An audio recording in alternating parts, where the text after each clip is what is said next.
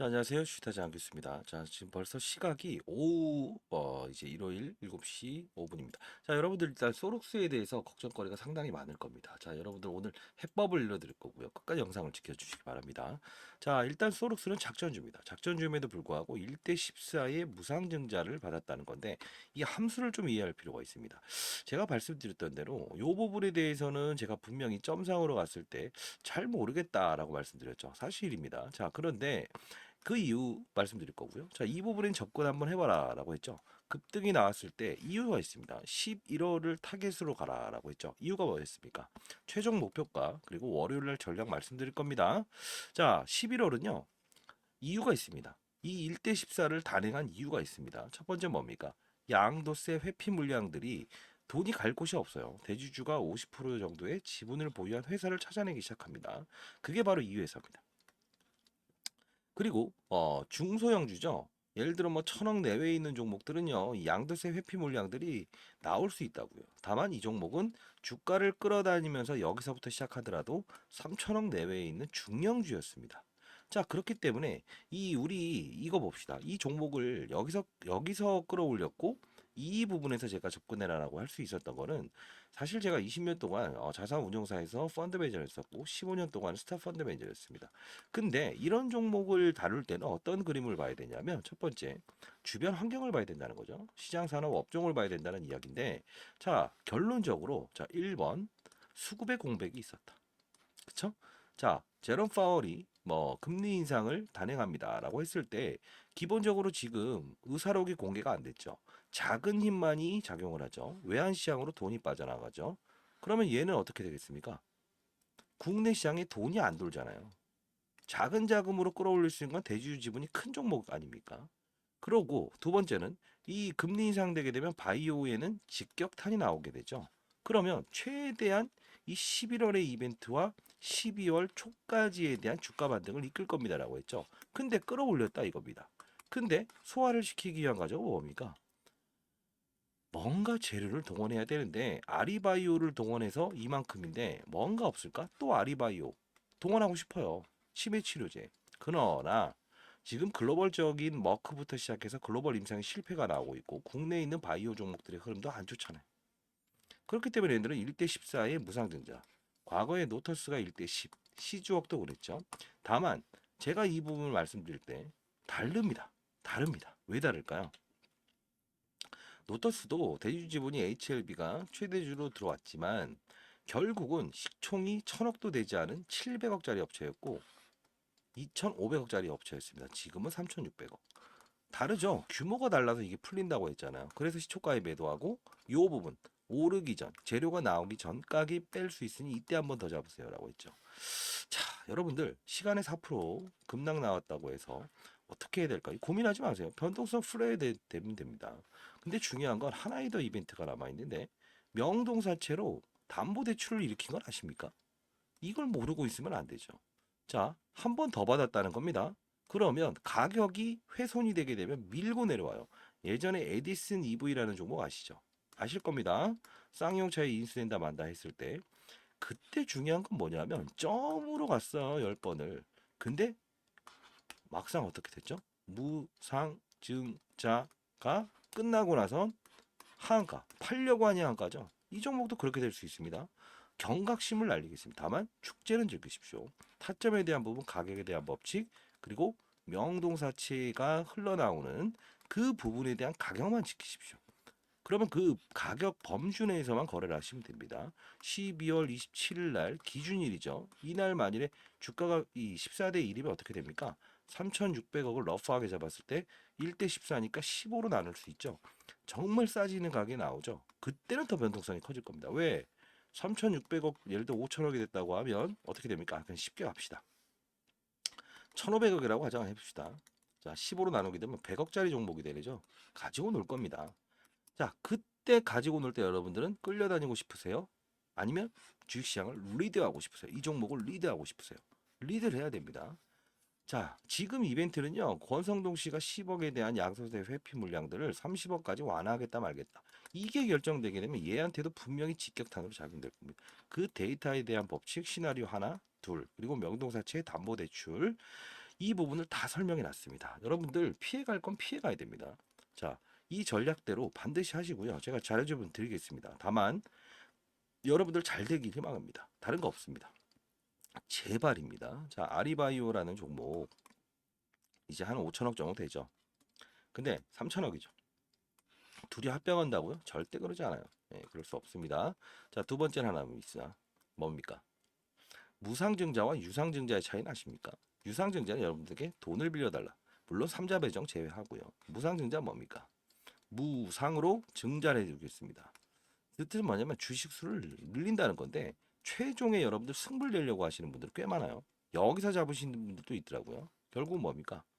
마지막에 연례주를 더 주고 가격의 훼손을 일으킨다고 하더라도 결국은 말로에 올라가 있어야만 연례주가 필요한 거고, 그쵸? 빠져서 연례주 더 들으면 그 무슨 상관이 있습니까?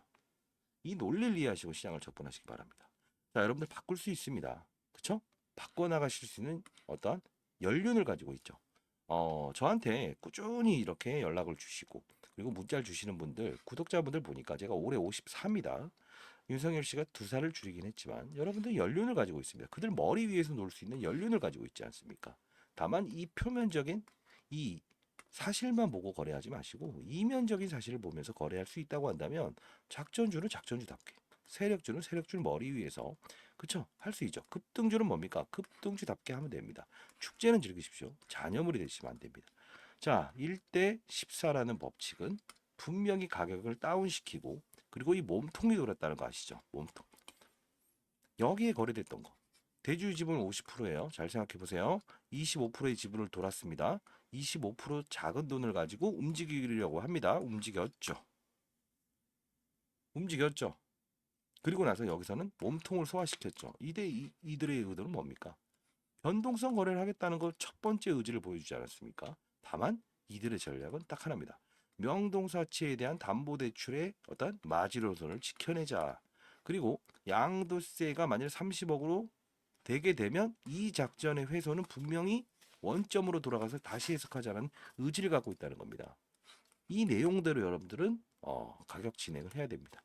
물론 어떤 뭐 유튜버들 같은 경우에는 뭐 이런 필드에서 경험이 없던 애들은 이런 부분을 갖다가 이런 차트나 아니면 어떤 이런 부분 나누기 이런 걸 할 수 있어요. 근데 다만 시장에는 근거 없는 이유는 없다.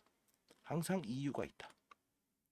다만요, 여러분 안정적으로 투자할 수 있는 방법도 있다는 겁니다. 자, 시장, 산업, 업종을 보면 된다는 겁니다.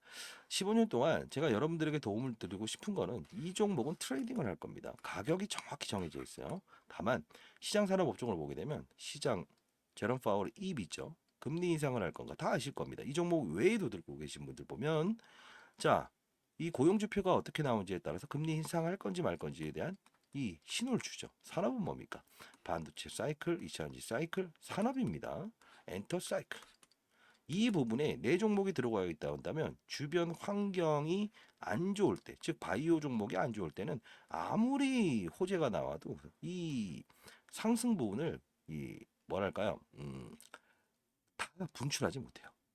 그렇죠? 근데 만일에 어떤 뭐 HLB부터 시작해서 글로벌 기업들의 암젤의 주가가 너무 좋다라고 한다면 어떻게 됩니까? 오를 수 있어요. 20% 오를 것도요. 2배 오릅니다. 유상증자라는 악재도요. 거꾸로 연구개발비를 사용하는구나 오를 수 있다고요.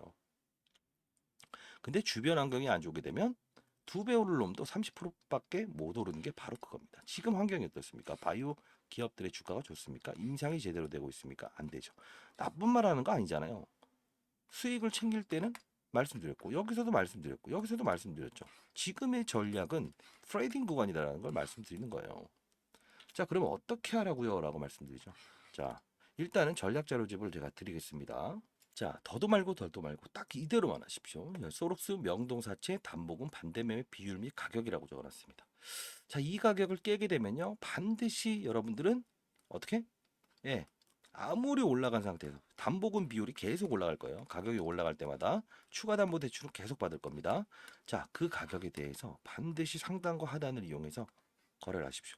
무조건 빠졌다고 해서 매수하셨다가는 에디슨 EV에 대한 부분을 겪을 수 있어요. 자, 상단에 나인 전화번호입니다. 010 지금은 트레이딩 구간입니다. 4822 8706으로요. 쏘 쏘라고 보내주시고 구독이라고 보내주세요. 쏘 구독 아시죠? 쏘라고 보내셔도 되는데 아니야 구독이라고 보내주세요. 이유는요. 여러분들이 이 영상이 제가 올라갈 때든 어떨 때든 진짜 바꿔나려고 하고 이 전략집대로 하려고 하는 의지를 갖는 걸 봐야 되니까 구독이라고 보내주세요. 구독. 자, 구독이라고 보내주시게 되면 자, 여러분들 이 전략 자료집 보내도록 할게요. 그리고 빠져드실까봐 제가 걱정돼서 말씀드립니다. 자, 전략 자료집 외에 그 다음에 이 소록스를 거래하지 않아야 되는 날짜도 있습니다. 5개의 증권사 이렇게 매집이 일어나는 종목도 보내드리고 할 텐데 무조건 시장의 분위기를 봐야 된다는 겁니다. 자, 지금 이 어떠한 바이오 종목들의 흐름이 안 좋음에도 불구하고 이 펩트론이라는 이 비만 치료제는 올라가고 있죠. 이게 제가 똑같은 증권사 매집을 한번 드렸던 적이 있었습니다. 탐방을 통해서. 자, 이렇게 했는데 5배 올랐죠. 자, 이렇게 갈 수 있는 종목입니다. 환경에 대한 부분도 반드시 우리는 알아야 되죠. 자, 그렇게 해서 제가 보내드릴 거니까요. 반드시 여러분들 욕심을 조금은 덜 부리십시오. 욕심이라는 건요. 위로 가야만 수익이 아닙니다. 빠졌다 오르는 것도 수익이잖아요. 빠졌다 오르는 것도 수익. 위에서 때려 맞는 것도 손실이잖아요. 자, 텔레그램방 링크 주소 보내드릴 거니까요. 라이브 방송에도 다루도록 하겠습니다. 텔레그램방 링크 주소 보내드릴게요. 자, 일단 여러분들은 실수하지 마십시오. 아시죠? 왜 그러냐면 최근에 정말 안 좋은 일들이 많이 발생되고 있습니다. 자, 구독자 여러분들 이제 문자 오는 거 보면 어떤 분들은 안 좋은 선택을 하신 분들도 있어요. 절대 그러지 마세요. 세력주는 세력주답게 아리바이오 뭐 이런 것보다는 우리는 1대 14라는 이벤트로 움직인 거죠. 이때는 아리바이오입니다. 이때는 1대 14입니다. 무상증자를 단행했을 때 마지막에 대한 결론을 보기 바랍니다. 그들 머리 위에서 놓으십시오. 하나 그래도 보고 갈까요? 자, 구독이라고 보내주세요. 구독. 자, 노트스. 이게 HLB 바이오 스텝으로 바뀌었을 겁니다. 자, 어떻습니까? 주가의 향도가. 보시고 계시죠? 그쵸? 근데 이런 그림이 나올 거라고 생각하시죠? 시총의 함수를 보시나요? 600억과 3,600억의 차이. 그 부분을 사실 이 시뮬레이션을 돌려보면 답이 다 나오거든요. 그거 다 적어놨습니다. 반드시 참고하시고 명동사치에 대한 담보대출이 흘러나올 때 절대 조심하십시오. 근데 여러분들 중에 공시사항에 그런 말 없는데요. 자, 이 부분은 설명을 해드릴게요. 어떤 거냐면요. 증권사 담보대출을 받거나 아니면 이 법인으로 등록된 명동사치를 통해서 받을 때는 공시사항의 의무가 존재합니다. 다만 각 증권사 지점을 찾아가서 개인과 개인의 질권은요 공시사항의 의무가 없습니다. 증권사 브로커가 밀어버리는 겁니다. 그 가격을 훼손했을 때 왜 담보대출 여기서 안 받을까요? 증권사 예? 개인 대 개인 받는 이유 뭘까요? 갑작스러운 사업 원래는 LED 조명 사업을 하는 애였죠. 안 믿는 거예요 원래가. 대주주는요 그리고 담보대출을 안 해줍니다. 지금은 안 해줍니다. 과거에는 좀 해줬어요. 그러나 뭐 삼성전자를 가지고 간다고 한다면 해주긴 하겠죠. 근데 안 해줍니다. 참고로 안 해줍니다. 왜? 담보대출 대주주는 항상 지분의 매각을 걱정하고 비싼 값에 팔기 위해서 하기 때문에 그런 룰이 있어요. 근데 이 만일에 100억을 넣어서 50억을 담보대출 받았어요. 그럼 증권회사에서는 기본적으로 33% 빠질 때까지는 안 팝니다. 근데 명동사채는 어떻게 합니까? 추가 담보대출을 계속 이렇게 드리지 3개월이라는 또는 1개월이라는 단기 연장만 가능합니다. 때려버리는 용도예요. 결국은 여기서 수익. 여기서 밀어버린다고 해도 수익입니다. 그들의 머리 위에서 놀길 바랍니다. 자, 상단에 나와 있는 전화번호입니다. 010. 잘 되길 희망합니다. 왜 작전주를 수익을 내는 방법은 있지만 절대 작전하는 애들 끌려다니지 마십시오. 4866-8706으로. 구독이라고 보내주세요. 구독자분들이 잘 되길 희망합니다. 아시죠? 여러분들은 연륜이 있습니다. 그 연륜을 가지고 그들 머리 위에서 놀 수 있게끔 하십시오. 아시죠? 제가 도와드리도록 하겠습니다. 아시죠? 수익은 극대화돼 리스크는 반드시 피하시기 바랍니다. 감사합니다. 주식타짜 안교수였습니다. 구독이라고 보내주세요.